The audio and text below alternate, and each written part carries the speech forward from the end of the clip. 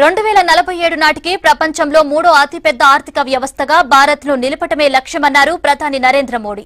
అందుకు తగ్గట్లుగానే లక్ష్యాలను నిర్దేశించుకుని మేనిఫెస్టో తయారు చేశామన్నారు. మేనిఫెస్టోలో 75 లక్ష్యాలను చేర్చామని చెప్పారు. వన్ మిషన్ వన్ డైరెక్షన్ లక్ష్యంతో తాము పనిచేస్తున్నామన్నారు. దేశ ప్రజల తక్షణ అవసరాలనే మేనిఫెస్టోలో చేర్చామని చెప్పారు. పేదల జీవితాల్లో మార్పే లక్ష్యంగా పనిచేస్తున్నామన్నారు మోడీ. 2047 की ओर नहीं ले जा रहा हूं आपको, लेकिन 2047 का जो मजबूत फाउंडेशन है 2019 से 24 में रखना होगा। देश और वो हिंदुस्तान के हर नागरिक का सपना बने, एक मास मूवमेंट बने, हमें देश को वहां ले जाना है। और एक बार ये हम मिजाज पैदा कर देते हैं। हमने घोषणा पत्र में, संकल्प पत्र में इस बात का इशारा किया है, विस्तार नहीं किया है, लेकिन हमने जो विस्तार किया है वो इन 5 सालों के लिए किया है। और उसमें हमने 2022 आजादी के 75 साल को देश के सामने हमने अपने आप को कटघरे में खड़े कर करके अकाउंटेबिलिटी के लिए प्रस्तुत किया है।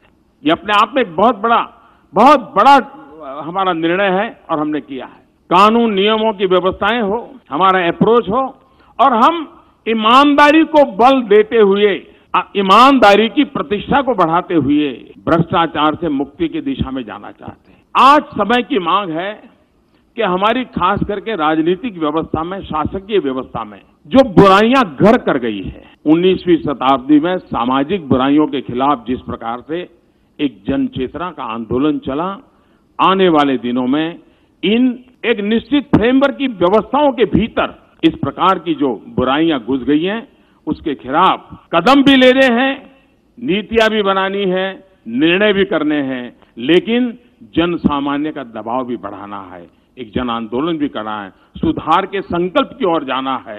और उस दिशा में भी एक सकारात्मक विचारों को लेकर के हम देश को आगे ले जाने की दिशा प्रयास करते हैं।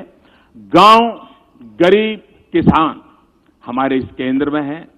देश के नौजवान वो आने वाले 5 साल में 2047 का भविष्य तय करने वाले, और इसलिए देश के नौजवानों को उस प्रकार से परवरिश हो, देश के नौजवानों के लिए उस प्रकार के अवसर, जिसमें हम कहें 100 लाख करोड़ रुपए का इन्वेस्टमेंट, एग्रीकल्चर में 25 लाख करोड़ का इन्वेस्टमेंट, ये अपने आप में बहुत ऊंचे लक्ष्य लेकर के हम चल रहे हैं, जो पूरी व्यवस्था को, आर्थिक आधार को एक नई ताकत देंगे और एक ऐसा परिवेश जो हिंदुस्तान इस 5 साल में ऐसी स्थिति में ला देना है ताकि वो 2047 की आकांक्षाओं को अपना सपना बना ले, और सपना बना करके हम उस दिशा में सरकारें आगे बढ़े।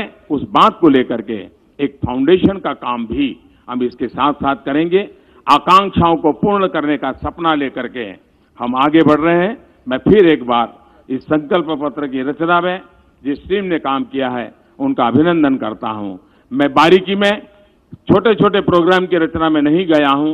एक मूलतः राष्ट्र को आगे 5 साल में किस दिशा में जाना चाहिए, बैक ऑफ द माइंड मेरे मन में क्या विचार रहते हैं, उसको मैंने अभिव्यक्त करने का प्रयास किया है। मैं फिर एक बार आप सबने जो कुछ भी सहयोग दिया है